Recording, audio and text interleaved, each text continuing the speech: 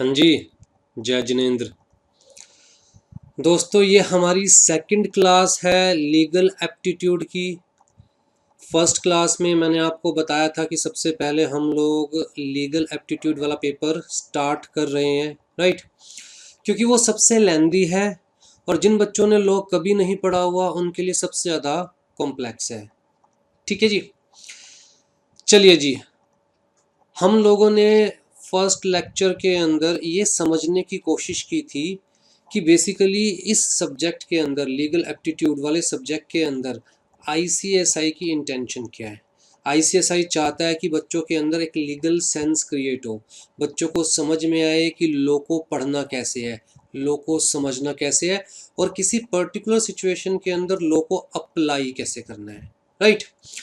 तो सबसे पहली चीज़ क्या है, देखिए हम लोग ये डिस्कस कर चुके हैं कि सीएस क्या होता है, सीएस का स्कोप क्या होता है, ये सारी चीज़ें हम फर्स्ट क्लास में डिस्कस कर चुके हैं। अच्छा, एक चीज़ और मैं यहाँ पर आपको बताना चाहूँगा कि अगर आप ये वीडियोस देख रहे हैं तो सारी वीडियोस देखिएगा। मतलब ऐसा नहीं है कि थर्ड वीडियो से स्टार्ट कर दी, फोर्थ से स्टार्ट कर दी। अगर आपने फर्स्ट वीडियो नहीं देखी तो पहले फर्स्ट वीडियो देखिएगा। सब चीज़ें इन कंटिन्यूटी होगी स्पेसिफिकली लॉ वाले सब्जेक्ट के अंदर। अगर आपने कोई भी वीडियो बीच की मिस कर दी तो मान के चलिएगा आगे आने वाले बहुत सारे कंसेप्ट्स आपको समझ में नहीं आएंगे। ठीक है। हो सकता है उस केस में कुछ बच्चे तो ये कह दे कि टीचर को पढ़ाना नहीं आता। तो प्लीज़ फर्स्ट वीडियो से देखिएगा और हर वीडियो कंप्लीट देखिएगा। दूसरी चीज़, हम लोग बहुत तेज़ी से अब कोर्स को चलाएंगे, तो जैसे ही वीडियो अपलोड होती है साथ साथ देखते जाइए। ठीक है। हर रोज़ एक वीडियो तो है ही है, हो सकता है 2 वीडियोस भी हम लोग अपलोड कर दें, जैसे ये आज की सेकंड वीडियो है। हाँ जी। तो सबसे पहले समझने की कोशिश करते हैं कि लॉ क्या होता है, व्हाट इज़ लॉ। आप लोगों से पूछता हूँ कि लॉ क्या होता है, कैसे डिफाइन करेंगे लॉ को। देखिए, अगर मैं बड़े सिंपलेस्ट वर्ड में कहूँ तो law is a written will of legislature. ध्यान से सुनिएगा चीज़ों को, एक भी वर्ड आपको मिस नहीं करना है जो मैं बताऊंगा, क्योंकि अगर आप फर्स्ट टाइम लॉ पढ़ रहे हैं तो बहुत सारे वर्ड्स आपके लिए न्यू होंगे और जब तक आपकी वोकैबुलरी अच्छी नहीं होगी, जब तक आपकी ओवरऑल होल इंग्लिश अच्छी नहीं होगी, तब तक एग्ज़ाम क्लियर करना मुश्किल हो जाएगा। तो मैं लेमन लैंग्वेज में भी चीज़ों को समझाऊंगा, बिल्कुल नॉर्मल वेग लैंग्वेज में, और टेक्निकल वर्ड्स भी धीरे धीरे करके यूज़ करना शुरू करूँगा ताकि आप उन टेक्निकल वर्ड्स के यूज्ड टू हो जाए, लीगल वर्ड्स के यूज्ड टू हो जाए। हाँ जी। तो सिंपल वर्ड में अगर मैं कहूँ तो law means written will of legislature. Legislature का मतलब कहता है जी एक law making body of any state और कंट्री। तो इस डेफिनेशन से एक बड़ी सिंपल सी क्लियर सी चीज़ समझ में आती है कि लॉ सिर्फ वही जो कि रिटन में हो। अगर कोई भी गवर्नमेंट, चाहे वो सेंट्रल गवर्नमेंट है, चाहे वो स्टेट गवर्नमेंट है, चाहे वो कोई अथॉरिटी है, इवन चाहे कोर्ट है, कुछ भी ओरली कहती है तो उसको लॉ कंसिडर नहीं किया जा सकता। Everything should be in writing. ठीक है। देखिए, अगर मैं अपने घर का एग्जांपल लूँ तो जैसे मेरे घर में जिसकी चलती है वो क्या है, लेजिस्लेचर। मेरे मम्मी पापा की चलती है, वो जो लोग चाहते हैं, वो लोग जो चाहते हैं, वो लोग जो कहते हैं, वही घर का क्या है, कानून। बड़ी सिंपल सी बात है, राइट। तो इसी तरह किसी भी देश में जो स्पेसिफिक प्रोसीजर क्रिएट किए हुए हैं कि हाँ जी इनके पास लॉ बनाने की पावर है, इनके पास लॉ एग्जीक्यूट करने की पावर है, इनके पास उस लॉ के अंदर जुडिशियल डिसीजंस देने की पावर है। तो ये जो पावर्स जिसको स्पेसिफिकली दी हुई है, उसकी इच्छा, मतलब एक ऐसी अथॉरिटी जिसका डंडा चलता है, उसकी इच्छा ही क्या है, law, right. Time to time government change होती रहती है, नए लॉज आते रहते हैं। क्यों? हर गवर्नमेंट की अपनी साइकोलॉजी होती है, हर गवर्नमेंट की सोचने का, समझने का अपना अलग नज़रिया होता है। कोई गवर्नमेंट किसानों की तरफ ज़्यादा ध्यान देती है, कोई गवर्नमेंट बिजनेसमैन की तरफ ज़्यादा ध्यान देती है। तो जैसी गवर्नमेंट होती है, उनकी जो साइकोलॉजी होती है, उनका जो सोचने समझने का तरीका होता है, उनकी जो इच्छा होती है, वही वो लोग पास करते हैं। जो वो लोग पास करते हैं वही उनके एरिया में लॉ बन जाता है। अगर कोई स्टेट लेजिस्लेचर पास कर रहा है लॉ को तो उस स्टेट में लॉ है, अगर सेंट्रल गवर्नमेंट पास कर रही है तो पूरे इंडिया के लिए लो है। Thus law can be defined as the will या वांट ऑफ रूलिंग और गवर्निंग सिस्टम। जिसका राज चलता है घर में, जिसका राज चलता है उसकी इच्छा ही उस घर के लिए कानून है। देश में जिसका राज चलता है उसकी इच्छा ही देश के लिए कानून है, but it should be in writing. कौन कहता है ये बात? कहता है देखिए जी, इंडिया एक फ्री कंट्री है, राइट। यहाँ पर कोई किंग या क्वीन नहीं है ये बताने के लिए कि हाउ टू एडमिनिस्टर इंडिया। भाई कोई ना कोई तो चाहिए ना हर जगह ये बताने के लिए कि कैसे। घर की बात करते हैं, घर में किसके पास क्या पावर्स है, किसके पास क्या अथॉरिटीज़ है, किसकी क्या ड्यूटीज़ है, किसके क्या राइट्स है, कौन घर से बाहर जा सकता है किस वक्त, कौन घर से बाहर नहीं जा सकता, घर में किस टाइप का खाना बनेगा, घर में जो लोग रहते हैं वो किस टाइप के कपड़े पहनेंगे। तो हर चीज़ बिल्कुल डिसाइडेड होती है, राइट। तो कोई ना कोई होता है घर में जिसके पास पावर होती है, अथॉरिटी होती है उस घर को एडमिनिस्टर करने की। अब जिन देशों में किंग है या क्वीन है वहाँ तो मान के चलेंगे भैया, किंग है या क्वीन है तो उनका जो विल है उनकी वो ही कानून है। लेकिन इंडिया जैसा देश जो बिल्कुल फ्री है, इंटरनली भी फ्री है और एक्सटर्नली भी फ्री है। इंटरनली का मतलब जैसे मैं अगर दिल्ली में रहता हूँ तो क्या मुझे मुंबई में अब जाना है तो मेरे ऊपर कोई लॉ है? The answer is no. मैं मुंबई में घूम सकता हूँ, मैं गोवा घूमने जा सकता हूँ, मैं शिमला घूमने जा सकता हूँ, मैं कुछ भी खा सकता हूँ, मेरी इच्छा है, मैं कुछ भी पहन सकता हूँ, देश की गवर्नमेंट उसके ऊपर कोई ऑब्जेक्शन रेज नहीं कर सकती, मैं कोई भी रिलीजन फॉलो कर सकता हूँ, राइट। तो ये इंटरनल फ्रीडम है। क्या बाहर से इंडिया को कोई कंट्रोल कर रहा है? The answer is no. कहता है जी इंडिया के ऊपर बाहर किसी भी देश से कोई कंट्रोल नहीं किया जा रहा, तो इंडिया एब्सोल्युटली फ्री है, इंटरनली भी एक्सटर्नली भी, ठीक है। इस चीज़ को टेक्निकली हम जब कॉन्स्टिट्यूशन ऑफ इंडिया पढ़ेंगे तब समझेंगे, लेकिन for the time being there is no king no queen to direct how to administer. तो जी ये कौन बताएगा कि स्टेट कौन से हैं जी? ये कौन बताएगा कि यूनियन टेरिटरी कौन से है जी, उनकी बाउंड्रीज क्या होगी? ये कौन बताएगा कि स्टेट्स के अंदर किसके पास क्या पावर्स है, किसकी क्या ऑब्लिगेशंस है, किसकी क्या ड्यूटीज है, किसके पास क्या प्रिविलेज है? ये सब कौन बताएगा? कहता है जी कोई ना कोई तो होना चाहिए बताने के लिए, राइट। पूरे कंट्री को कौन एडमिनिस्टर करेगा? मोदी जी ने कहा कि पूरा कंट्री लॉकडाउन रहेगा। पहले 21 डेज के लिए कहा कि लॉकडाउन रहेगा, फिर कहा जी 19 डेज के लिए और लॉकडाउन रहेगा। मोदी जी के पास ये पावर कहाँ से आई? हमारे ऑनरेबल प्राइम मिनिस्टर के पास ये पावर कहाँ से आई कि उन्होंने कहा तो पूरा कंट्री घर में बैठेगा ही बैठेगा, you do not have any option. ये पावर उनके पास कहाँ से आई? कहता है जी हर फ्री कंट्री में एक रूल बुक बनाई जाती है जिसमें सब कुछ लिखा जाता है। उस कंट्री के कॉन्स्टिट्यूशन के बारे में सब कुछ लिखा जाता है। नाम अपने आप में सजेस्ट करें कॉन्स्टिट्यूशन। वो कंट्री कैसा बनेगा physically as well as logically, right. किसके पास क्या पावर होगी, किसकी क्या ऑब्लिगेशंस होगी, किसकी क्या ड्यूटीज होगी, सब कुछ लिखा जाता है। तो उसे हम बोलते हैं कॉन्स्टिट्यूशन ऑफ दैट कंट्री। और इंडिया के केस में वो रूल बुक क्या है? Constitution of India. The supreme, the apex. अब मैं वर्ड क्या यूज कर रहा हूँ? एपेक्स, दिमाग में रखिएगा। एपेक्स का मतलब जो हाईएस्ट हो, जो सुप्रीम हो, जिससे ऊपर और कुछ ना हो, right. The apex rule book, इससे ऊपर इंडिया में कुछ नहीं है। हर कोई, चाहे वो कोई गवर्नमेंट है, जैसे चाहे सेंट्रल गवर्नमेंट है, चाहे स्टेट गवर्नमेंट है, चाहे वो ऑनरेबल प्राइम मिनिस्टर है, चाहे वो प्रेसिडेंट है, चाहे वो किसी स्टेट के मिनिस्टर्स हैं, चीफ मिनिस्टर्स हैं, गवर्नर्स हैं, हर कोई, चाहे वो कोर्ट है, even supreme court, even supreme court, right. तो हम जैसे आम आदमियों की तो बात ही खत्म होगी। हर कोई इस रूल बुक के नीचे है, कोई भी इससे बाहर जाकर काम नहीं कर सकता। इनफैक्ट कौन क्या काम करेगा वो तो ये रूल बुक ही बता रही है, राइट। तो कोई भी इससे बाहर नहीं जा सकता।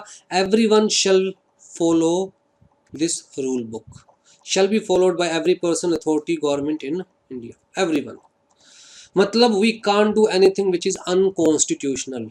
We can't create any law which is unconstitutional. We can't make any authority which is unconstitutional. We can't create any government which is unconstitutional. Everything should be according to the constitution, right? और अगर कुछ भी ऐसा है जो according to constitution नहीं है तो मान के चलिए that is invalid, that is illegal. ठीक है जी। तो जी कॉन्स्टिट्यूशन ऑफ इंडिया ने कहा कि देखिए दो लेवल पर गवर्नमेंट होगी, एक सेंट्रल लेवल पर, एक स्टेट लेवल पर। ठीक है। जो सेंट्रल लेवल पर गवर्नमेंट होगी, जिसे हम सेंट्रल गवर्नमेंट बोलेंगे, यूनियन बोलेंगे, that shall be responsible for the administration and management of entire India. तो जी जितने भी ऐसे मैटर्स हैं जिसकी वजह से पूरा इंडिया अफेक्ट हो रहा है, जैसे कोरोना वायरस, राइट, जिसकी वजह से एक से ज़्यादा स्टेट अफेक्ट हो सकता है, मोर देन वन स्टेट अफेक्ट हो सकता है, तो उस मैटर पे डिसीजन लेने की पावर किसको दी गई? सेंट्रल गवर्नमेंट को। जितने भी ऐसे मैटर्स हैं जो कि स्टेट स्पेसिफिक है, उन सब पे डिसीजंस लेने की पावर किसको दी गई? स्टेट गवर्नमेंट्स को। ठीक है। और जो यूनियन टेरिटरीज है वो सब सेंट्रल गवर्नमेंट के नीचे आती है। ठीक। तो जी यहाँ से अभी तक हमें बड़ा सिंपल से कुछ कंक्लूजन्स हमें दिमाग में रखने हैं। Only governments have the power to create the law. क्यों? क्योंकि कॉन्स्टिट्यूशन ऑफ इंडिया ने कहा। Central government can create laws on those matters which affects entire India at least more than one state, right. ये किसने बताया? Constitution of India. State government can create laws only on those matters which affect their respective states. किसने बताया? Constitution of India. Government can create laws only as पर the provisions of constitution of India. Again highlight करूं कि government भी, even Modi ji भी constitution of India से बाहर नहीं जा सकते, right. They cannot create laws outside the provisions of constitution of India. In other words we can say that all laws created by government shall be constitutional. ठीक है जी। अब कॉन्स्टिट्यूशन ऑफ इंडिया ने लॉ मेकिंग पावर डिवाइड कर दी ताकि झगड़े ना हो स्टेट्स के बीच में या सेंटर और स्टेट गवर्नमेंट के बीच में। तो बड़ा क्लियरली कॉन्स्टिट्यूशन ऑफ इंडिया ने सारी लॉ मेकिंग पावर्स को डिवाइड कर दिया। शेड्यूल 7 में ये डिवीजन दी हुई है, schedule 7 to the constitution of India. Highlight कर रहा हूँ, शेड्यूल 7 टू, मैं ये नहीं कह रहा schedule 7 of constitution of India, schedule 7 to the constitution of India. इसका मतलब शेड्यूल्स जो कि लॉ के साथ अटैच्ड होते हैं, although they are forming part of the law but they are not integrated in the law।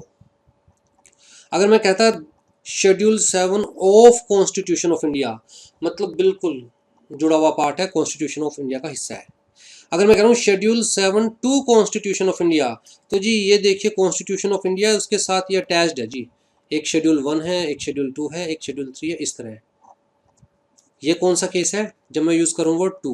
अगर मैं कहता ऑफ कॉन्स्टिट्यूशन ऑफ इंडिया तो मैं कहता जी ये कॉन्स्टिट्यूशन ऑफ इंडिया, इसके अंदर एक शेड्यूल 1 है, एक शेड्यूल 2 है, एक शेड्यूल 3 है, दोनों में डिफरेंस समझिए। Although the part of Constitution of India attached with the Constitution of India, but not the integral part of Constitution of India, right?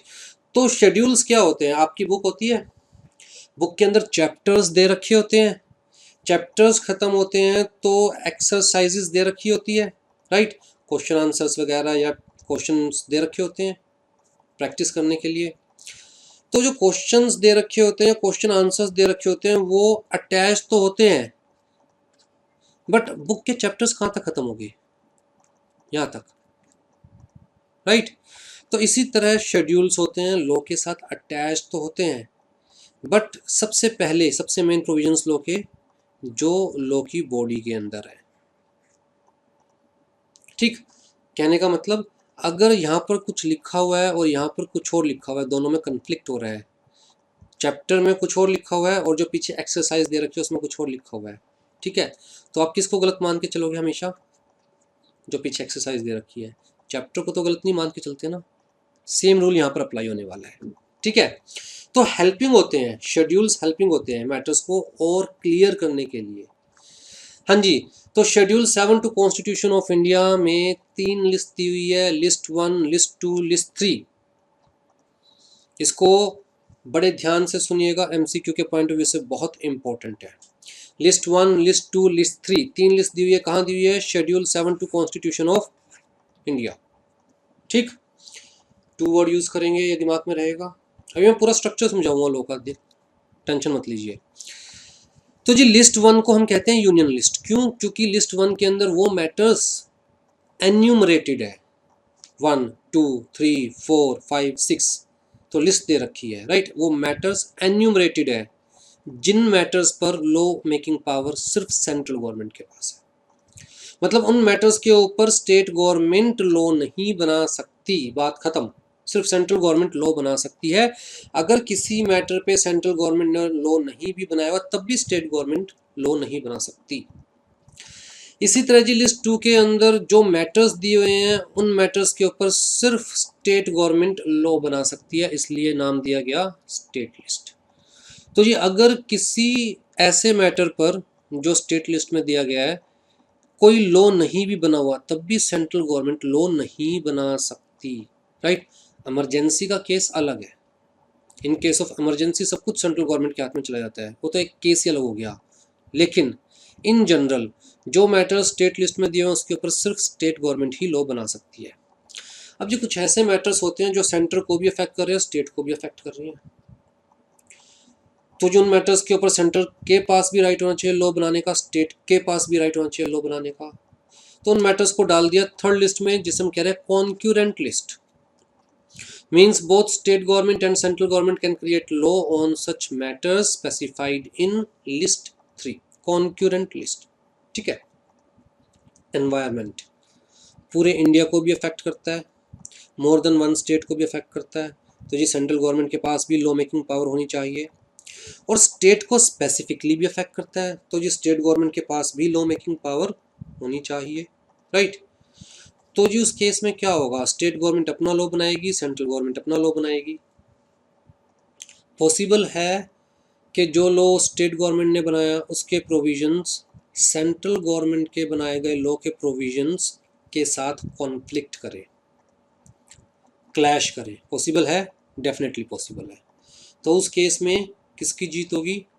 देखिए सेंट्रल गवर्नमेंट की जीत हमेशा रहेगी स्टेट गवर्नमेंट के ऊपर, सेंट्रल गवर्नमेंट हमेशा स्टेट गवर्नमेंट से ऊपर रहेगी। तो अगर ऐसा कुछ होता है in case of conflict between the provisions of law made by central government and the provisions of law made by state government, तो provisions of law made by central government shall always prevail, shall always override। ठीक है, आ जाइए ये procedure देख लीजिए, बड़े simple words में समझा रहा हूँ। अभी मैं प्रोसीजर बहुत ज़्यादा डीप नहीं जा रहा हूँ, धीरे धीरे करके चलेंगे डेप्थ में। ऐसा ना हो कि पहली दूसरी तीसरी क्लास में इतना बर्डन आ जाए दिमाग पे, सोचो ये क्या हो गया। हाँ जी, देखिए जब सेंट्रल लेवल पर लॉ बनाया जाना है तो भैया यूनियन बनाएगी सेंट्रल गवर्नमेंट, और जब स्टेट लेवल पर लॉ बनाया जाना है तो जी स्टेट गवर्नमेंट बनाएगी। ठीक है, तो हमारे पास सेंट्रल लेवल पर क्या है, कहता है जी पार्लियामेंट है। पार्लियामेंट क्या है? लेजिस्लेचर। लेजिस्लेचर है ना, सेंट्रल लेवल लेजिस्लेचर। और स्टेट लेवल पे क्या है, कहता है जी विधानसभा है, विधान परिषद है। विधान परिषद सारे स्टेट्स में नहीं है, सिर्फ 5-6 स्टेट्स के अंदर विधान परिषद है प्लस विधानसभा है, और बाकी सारे स्टेट्स में सिर्फ विधान सभा है। ठीक है, तो ये क्या है, कहता है जी लेजिस्लेचर्स। तो इसका मतलब any system which has the power to create the law is known as legislature। और ऐसी पावर को हम क्या बोलते हैं, लॉ मेकिंग पावर को? Legislative power.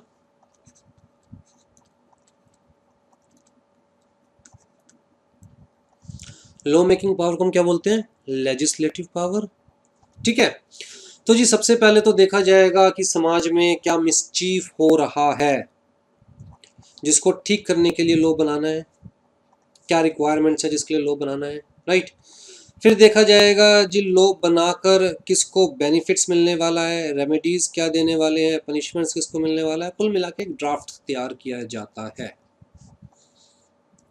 तो जो हमारे ये IAS ऑफिसर्स हैं, IPS ऑफिसर्स हैं, ब्यूरोक्रेट्स हैं, ये सब मिलकर इनिशियल डेटा फिल करते हैं, एक ड्राफ्ट तैयार किया जाता है। फिर जो सेंट्रल लेवल पे जो हमारे सेंट्रल मिनिस्टर्स होते हैं वो उसे थोरली स्टडी करते हैं, फिर उसे पार्लियामेंट के सामने रखा जाता है, फिर बहस होती है, पार्लियामेंट तो आपने देख ही रखा है, वहाँ पर जूता बजाई होती है, सब कुछ होता है, वहाँ पर चलता है सब कुछ, right.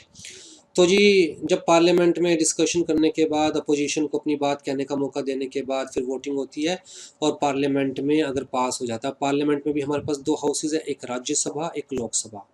This is known as higher house या upper house, this is known as lower house. क्यों बोला जाता है वो बाद में देखेंगे जब कॉन्स्टिट्यूशन ऑफ इंडिया करेंगे। फिलहाल हमारा main motive constitution of India में उलझना नहीं है, main motive simple law making procedure बताना है, ठीक है जी।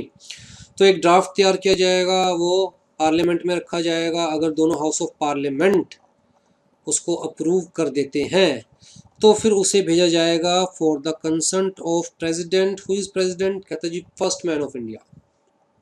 ये सारा इंडिया प्रेसिडेंट का है, बड़े सिंपल वर्ड्स में।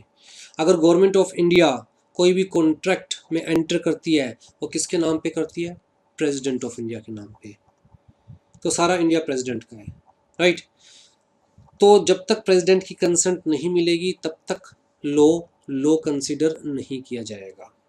जब प्रेसिडेंट की कंसेंट मिल जाएगी तो डिसाइड किया जाएगा लॉ उसी टाइम से इफेक्टिव है, जैसी प्रेसिडेंट की कंसेंट मिली उसी टाइम से इफेक्टिव है, या फिर कुछ आगे आने वाली डेट पर इफेक्टिव होगा, ठीक है।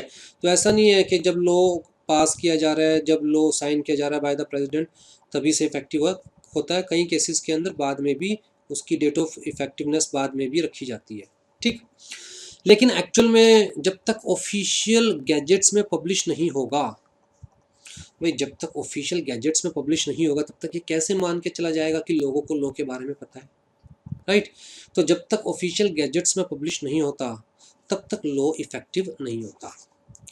तो जी सबसे पहले एक ड्राफ्ट तैयार होगा, फिर बोथ हाउस ऑफ पार्लियामेंट के अंदर पास किया जाएगा, फिर consent of president is required, उसके बाद ऑफिशियल गैजेट में पब्लिश होगा। तो मान के चला जाएगा कि भैया आपको लॉ पता है। अब मान के चलो आप रात को सो रहे हो, रात को पब्लिश कर दिया गया ऑफिशियल गैजेट में लॉ, तो मान के चला जाएगा रात को सोते सोते सपनों में आपने सारा लॉ पढ़ लिया। अगर सुबह उठ के आपने उस लॉ के अगेंस्ट कोई काम किया तो आप ये एक्सक्यूज़ नहीं दे सकते कि भैया मुझे लॉ का पता ही नहीं था। अब यहाँ पर एक सिंपल सी लाइन इंट्रोड्यूस कर रहा हूँ, दिमाग में रखिएगा। Ignorance of law is no excuse. आप इग्नोर नहीं कर सकते लॉ को, आप ये नहीं कह सकते मुझे लॉ के बारे में पता नहीं था। जैसे ही ऑफिशियल गैजेट्स में लॉ पब्लिश होता है, मान के चला जाता है कि इंडिया के हर सिटीजन को वो लॉ पता है, चाहे उसने ज़िंदगी में कभी पढ़ा हो या ना पढ़ा हो। इसका मतलब अगर एट प्रेजेंट नियरली 2200 लॉज है तो मान के चला जाएगा जी आपको 2200 के बारे में पता है, चाहे आपने इनमें से कभी ज़िंदगी में दो भी ना पढ़े हो, ठीक है। तो ignorance of law is no excuse. अगर सोच के देखो, हम लॉ की इग्नोरेंस को एक्सक्यूज़ मान लेते हैं तो कोई किसी का मर्डर करता और कहता जी मुझे तो पता ही नहीं था कि मर्डर करना इलीगल है। कोई किसी की पॉकेट काटता और वो कहता कि मुझे तो पता ही नहीं था कि पॉकेट काटना इलीगल है, राइट। तो क्या ये चीज़ याद रहेगी? लिख दूं ये चीज़ मैं? लो जी बिल्कुल फ्रेश पेज पे लिख देता हूँ। Ignorance of law is no excuse.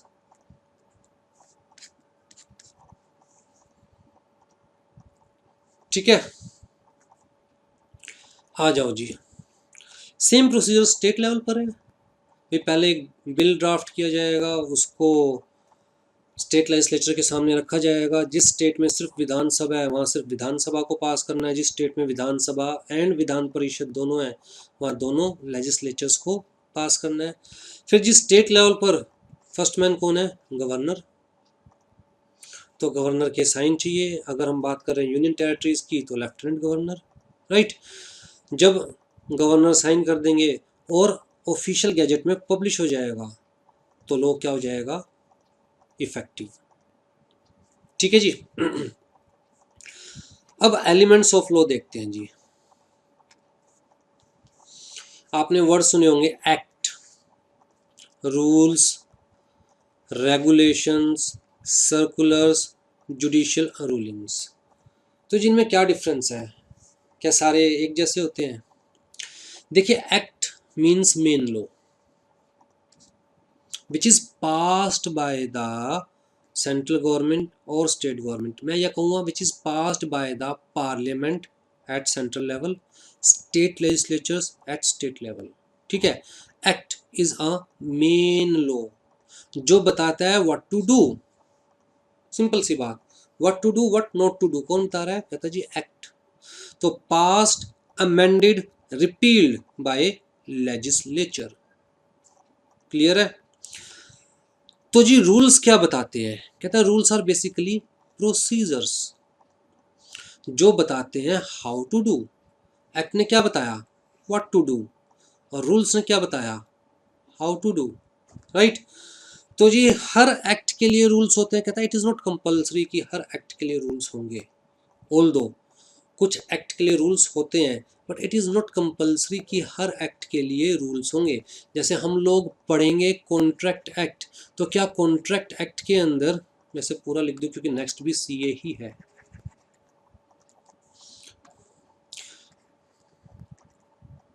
Contract act कहता है जी क्या कॉन्ट्रैक्ट एक्ट के कुछ रूल्स हैं? द आंसर इज नो, क्योंकि कॉन्ट्रैक्ट एक्ट में कुछ भी ऐसा दे ही नहीं रखा जहां पर रूल्स डिटरमाइन करने की जरूरत पड़े। राइट? कॉन्ट्रैक्ट एक्ट में सिंपल क्या बताया हुआ है कि अगर कोई पर्सन कॉन्ट्रैक्ट में एंटर करता है तो वो किन किन बातों का ध्यान रखे कॉन्ट्रैक्ट में एंटर करते हुए। अगर कोई पर्सन कॉन्ट्रैक्ट तोड़ता है तो सामने वाले के पास क्या रेमेडीज है। तो बड़ा बेसिक चीज़ें दे रखी है कॉन्ट्रैक्ट एक्ट में। पर क्या कंपनीज एक्ट के अंदर रूल्स हैं?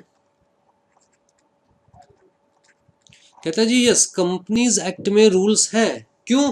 कंपनी एक्ट ने कहा कि अगर आपको ये काम करना है तो आप सेंट्रल गवर्नमेंट के पास जाओ। अच्छा जी, यहाँ सेंट्रल गवर्नमेंट की पावर किसको डेलीगेटेड है?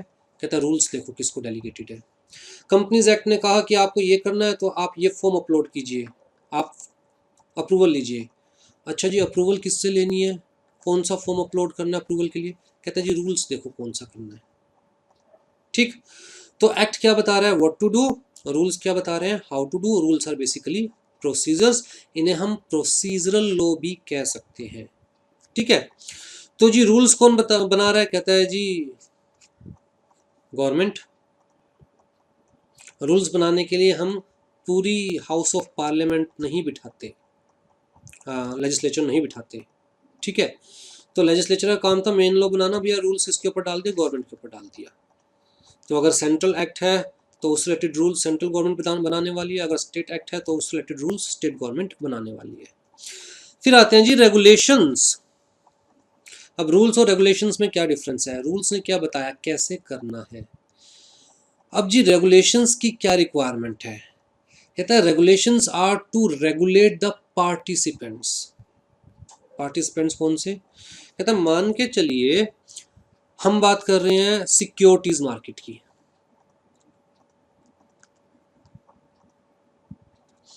मतलब जनरली लोग, आप जैसे बच्चे स्टॉक एक्सचेंज के पॉइंट ऑफ व्यू से जानते हैं, बट सिक्योरिटीज मार्केट का मतलब मार्केट वेयर सेल परचेज या transaction related to the securities take place. ठीक है, सिक्योरिटीज मार्केट की बात कर रहे हैं। अब जी सिक्योरिटीज मार्केट के पॉइंट ऑफ व्यू से हमारे पास कुछ एक्ट्स भी हैं, जैसे कि सेबी एक्ट।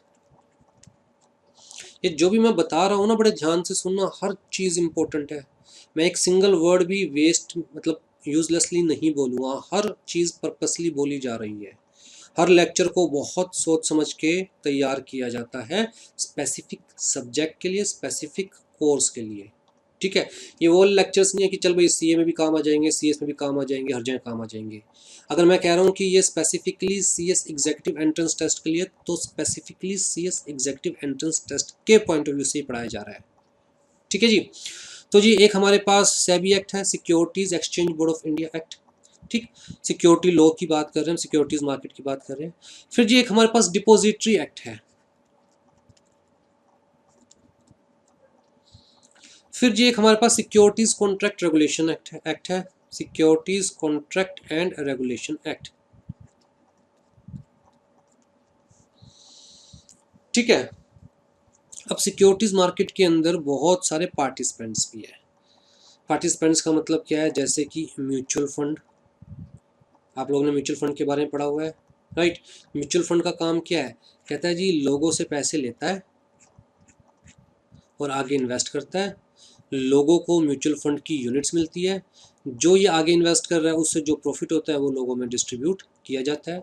किसके लिए हेल्पफुल है, कहता है जी जिन लोगों के पास टाइम नहीं है दिमाग लगाने के लिए कि कहाँ इन्वेस्ट करे कहाँ इन्वेस्ट ना करे, या जिन लोगों के पास दिमाग नहीं है लगाने के लिए कि कहाँ इन्वेस्ट करे कहाँ इन्वेस्ट ना करे, तो डायरेक्ट म्यूचुअल फंड परचेज कर लो, क्योंकि म्यूचुअल फंड वाले खुद दिमाग लगाएंगे। They people are more educated, more informed, right. तो जी म्यूचुअल फंड क्या हो गया, एक मार्केट पार्टिसिपेंट। पार्टिसिपेंट क्यों कह रहा हूँ मैं, क्योंकि पब्लिक से पैसा लेके आगे इन्वेस्ट कर रहा है। तो जी ऐसे लोगों को रेगुलेट करना चाहिए या नहीं करना चाहिए, क्या ये सेबी का काम नहीं, सिक्योरिटीज मार्केट का जो बॉस है सेबी, क्या ये सेबी का काम नहीं कि सेबी इनको रेगुलेट करे।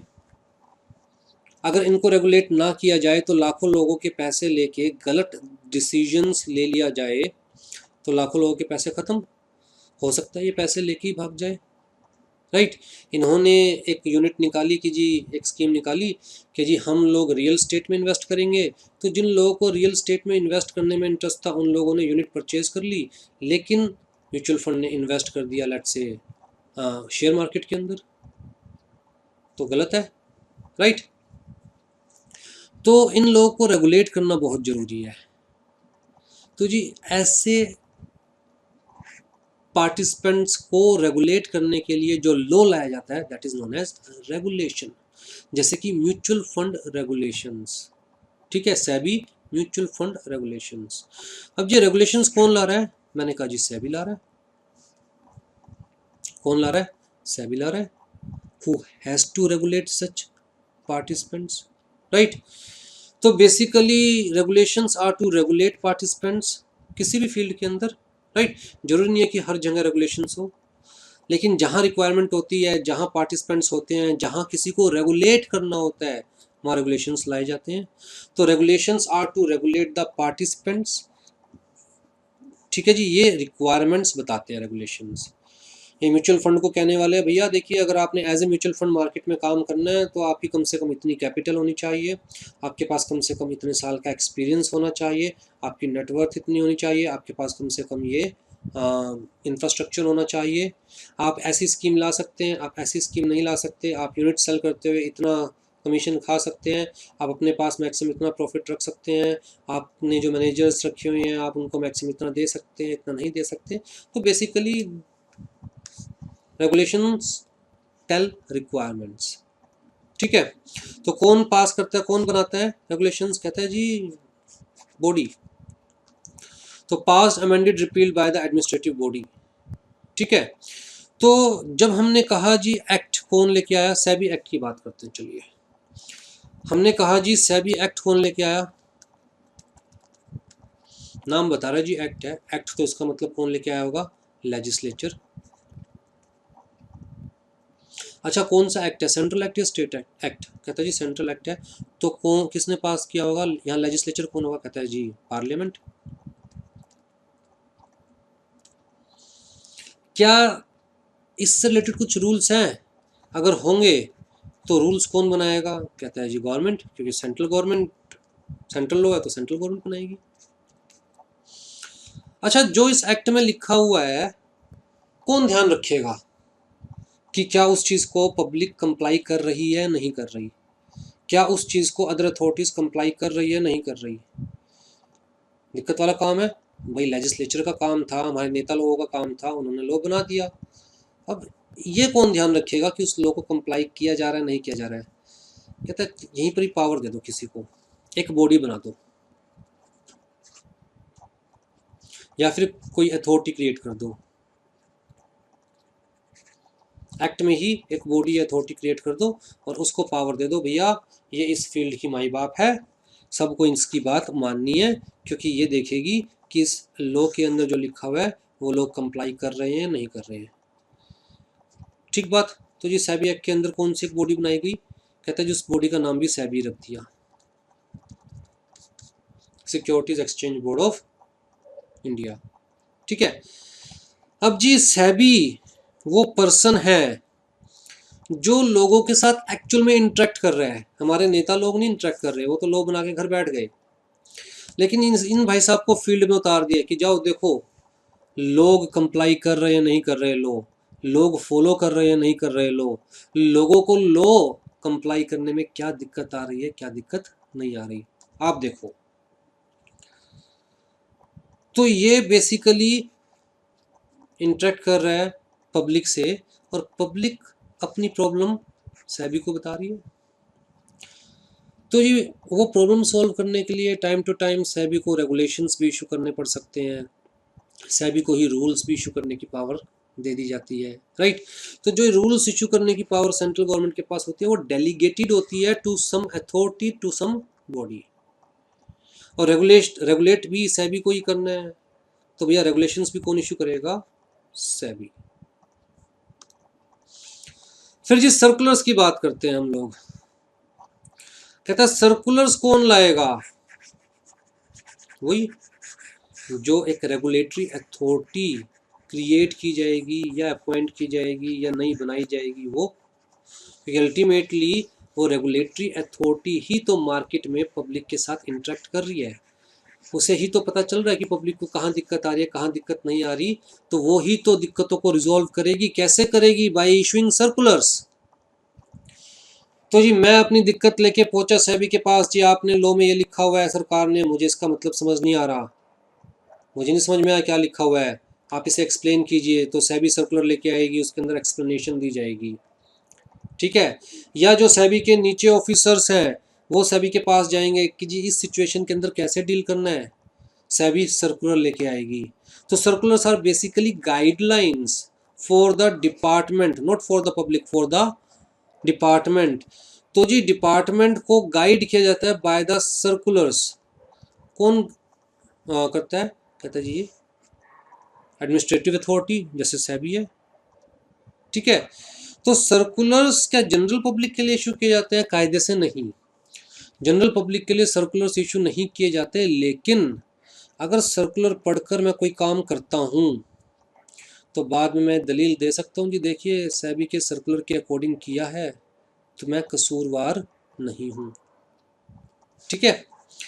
फिर जी जुडिशियल रूलिंग्स, तो मैं ये कहूँगा circulars are not for the public but public can take the benefit of circulars. Line को समझिए, circulars are not for the public but public can take the benefits of circular. क्योंकि अगर सेबी कोई circular लेके आई है, सेबी की वेबसाइट पे वो सर्कुलर है, मेरे लिए तो भैया सिक्योरिटीज मार्केट की माई बाप कौन है, सेबी। अगर वो खुद कोई बात कह रही है और वो चीज़ रिटर्न में है तो मैं उसी चीज़ के अकॉर्डिंग, उसी सर्कुलर के अकॉर्डिंग काम कर सकता हूँ, अपने एक्शंस ले सकता हूँ। बाद में कोर्ट कह दे या गवर्नमेंट कह दे नहीं भैया वो सर्कुलर में तो सेबी ने गलत बताया था, तो भैया आप सेबी को पकड़ो ना, मुझे तो नहीं पकड़ सकते, क्योंकि मैंने तो as per the circular work किया है।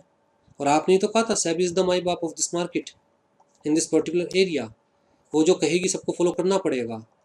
ऑल्दो वो सर्कुलर मेरे लिए नहीं था, डिपार्टमेंट के लिए था, जो सेबी के नीचे जितने डिपार्टमेंट्स बने हुए हैं उनके लिए था, लेकिन मेरे अकॉर्डिंग अगर सेबी ने कहा है तो ठीक ही होगा, इसलिए मैंने अकॉर्डिंगली डील किया। तो although circular is not for public but public can take benefit of the circular, ठीक है। फिर लास्ट है जी जुडिशियल रूलिंग्स। अब जी डिस्प्यूट के केस में कहाँ जाते हैं, कोर्ट के पास जाते हैं। कौन सी सबसे एपेक्स कोर्ट है, which court is the apex court in India, कहता है जी सुप्रीम कोर्ट। सुप्रीम नाम ही सुप्रीम रख दिया, सुप्रीम कोर्ट। सुप्रीम कोर्ट के नीचे कहता है जी हाई कोर्ट्स, हाई कोर्ट के नीचे कहता है जी district courts, right. Court of session आते हैं, मैजिस्ट्रेट्स आते हैं, फिर लोअर कोर्ट्स आती है, चलिए वो अलग चीज़ है। अब जी अगर मैं इंडिया के लेवल पे बात कर रहा हूँ तो supreme court is the highest court, apex court. Supreme court ने जो कह दिया वो पत्थर की लकीर, दैट इज लॉ, सिंपल सी बात। सुप्रीम कोर्ट ने जो कह दिया या तो उसे आप अनकॉन्स्टिट्यूशनल प्रूव कीजिए, अगर आप अनकॉन्स्टिट्यूशनल प्रूव नहीं कर सकते तो दैट इज लॉ, बात खत्म। तो जी मैं बात करूं जुडिशियल रूलिंग्स की, मींस ऐसी rulings which are given by the judiciary, which are given by the judiciary. तो decisions of various courts and appellate tribunals. ठीक है, जनरली जुडिशियल रूलिंग्स की अगर हम बात करते हैं तो सुप्रीम जुडिशरी की बात करते हैं, जैसे सुप्रीम कोर्ट हो गया। अगर मैं स्टेट लेवल पे बात करूँगा तो हाई कोर्ट्स हो गए। ठीक है जी, तो दे आर ऑल्सो लॉ, जब तक आप इन्हें अनकॉन्स्टिट्यूशनल प्रूव ना करें। हाँ जी, पावर्स रिलेटेड टू लॉ बहुत इंपॉर्टेंट है, ध्यान से समझिएगा।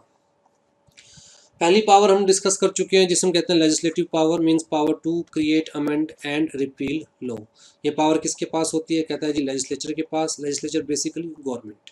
ठीक, फिर दूसरी पावर क्या है? Executive power. भैया लेजिस्लेचर ने लेजिस्लेट क्रिएट कर दिया, मींस स्टैट्यूट क्रिएट कर दिया, मींस लॉ क्रिएट कर दिया, मींस एक्ट क्रिएट कर दिया। चारों वर्ड इक्वल है।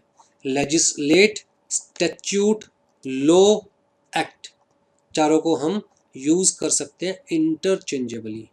ठीक है, अब जी उस एक्ट को इंप्लीमेंट करने का, एग्जीक्यूट करने का, एडमिनिस्टर करने का, तीन वर्ड यूज कर रहा हूं। इंप्लीमेंट करने का, एग्जीक्यूट करने का, एडमिनिस्टर करने का काम किसका? कहता है जी लॉ में बताया जाएगा।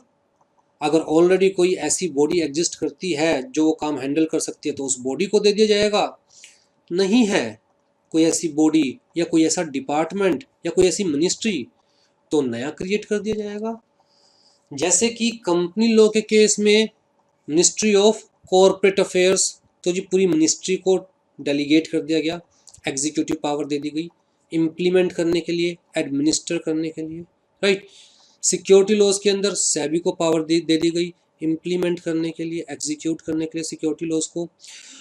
फाइनेंशियल मार्केट के अंदर आरबीआई को पावर दे दी गई इम्प्लीमेंट करने के लिए, एग्जीक्यूट करने के लिए सारे लॉज को उस फील्ड से रिलेटेड। ठीक है, तो executive power means power to execute and implement. फिर जी जुडिशियल पावर्स होती है लॉ से रिलेटेड, जैसे हमने डिस्कस किया कि भैया झगड़े होंगे तो कहाँ जाएंगे। झगड़े किसी भी तरह के हो सकते हैं, दो पार्टीज के बीच में झगड़े हो सकते हैं, मेरे और गवर्नमेंट के बीच में हो सकते हैं। गवर्नमेंट ने कहा एज पर लॉ आपको ये करना पड़ेगा, मैं गवर्नमेंट को कह रहा हूँ जी ये तो लॉ है ही नहीं। लॉ के अंदर जो लिखा हुआ है उसका वो मतलब निकलता ही नहीं जो आप मुझे बता रहे हैं। मैं गवर्नमेंट को कह रहा हूँ आपके लॉ की इंटरप्रिटेशन गलत है। इंटरप्रिटेशन मीन्स लॉ को समझना। तो जो आप जैसा लॉ को समझ रहे हो वो गलत है, आपकी इंटरप्रिटेशन गलत है।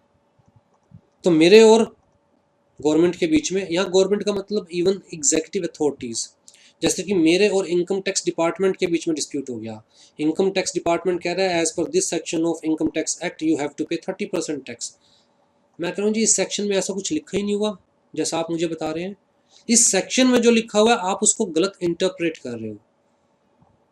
तो इनकम टैक्स डिपार्टमेंट कहता है नहीं जी जो सेक्शन में लिखा हुआ है हम वही आपको बता रहे हैं।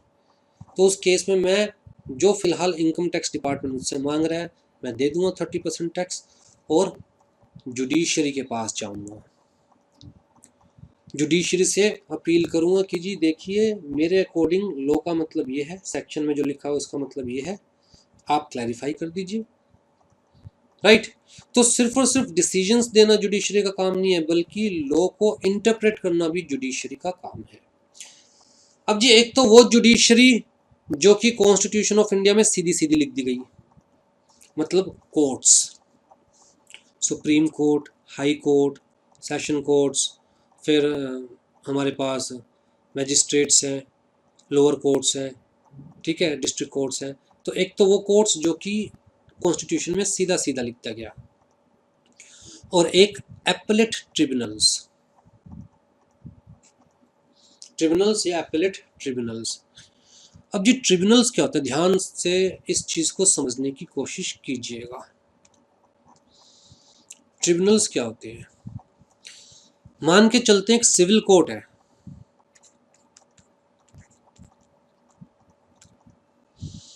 इस कोर्ट के पास जो डोमेस्टिक डिस्प्यूट्स है वो भी आ रहे हैं,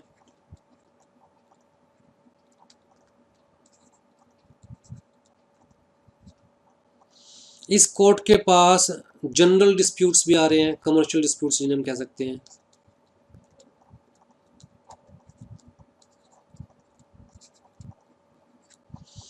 और अगर इसी कोर्ट के पास टैक्स के डिस्प्यूट्स भी जाने लगे, कितना बर्डन लेगी एक कोर्ट। फिर वो सनी देओल का डायलॉग याद आएगा, तारीख पे तारीख, तारीख पे तारीख। अरे कोर्ट क्या करे भाई, काम ही इतना है।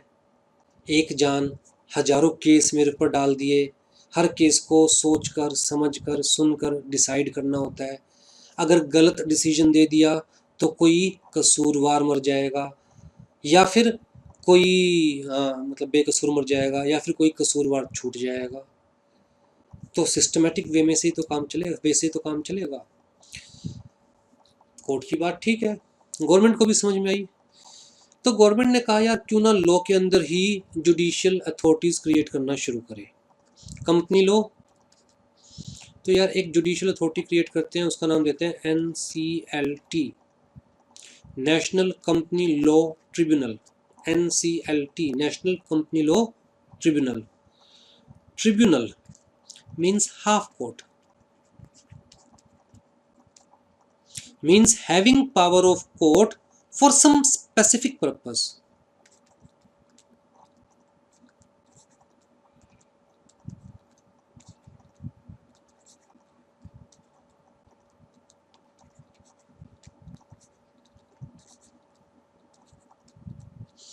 अगर कंपनी लॉ में किसी ट्रिब्यूनल को एस्टेब्लिश किया जा रहा है तो उसको स्पेसिफिक पावर दी गई है कि जी कंपनी लॉ के भी, बाहर के तो छोड़ो, कंपनी लॉ के भी सिर्फ इन केसेस को लेकर आपको ट्रिब्यूनल के पास जाना है। अब जी ये ट्रिब्यूनल स्पेसिफिकली जब कंपनी लॉ में एस्टेब्लिश की गई है तो पहली बात तो इसकी कंपनी लॉ की नॉलेज एक जनरल कोर्ट से ज़्यादा होगी।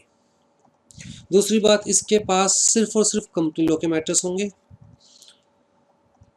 तो जी डिसीजन लेने में जो टाइमिंग लगती थी, तारीख पे तारीख लगती थी, वो टाइमिंग कम हो जाएगी, रिजल्ट्स जल्दी आएंगे, रिजल्ट्स ज़्यादा एक्यूरेट आएंगे।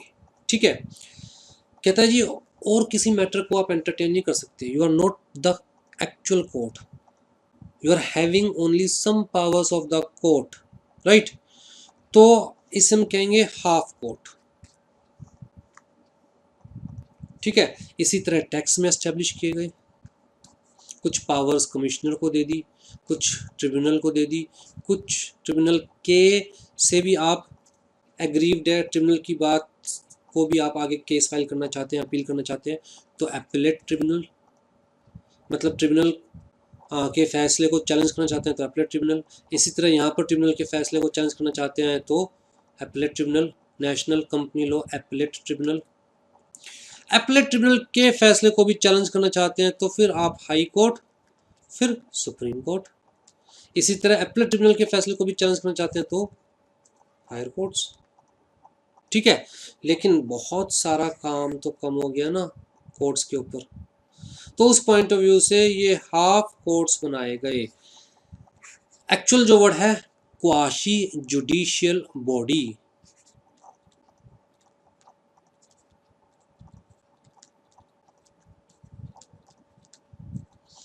Quasi means having only some power, हम कहेंगे हाफ, या हैविंग ओनली सम पावर,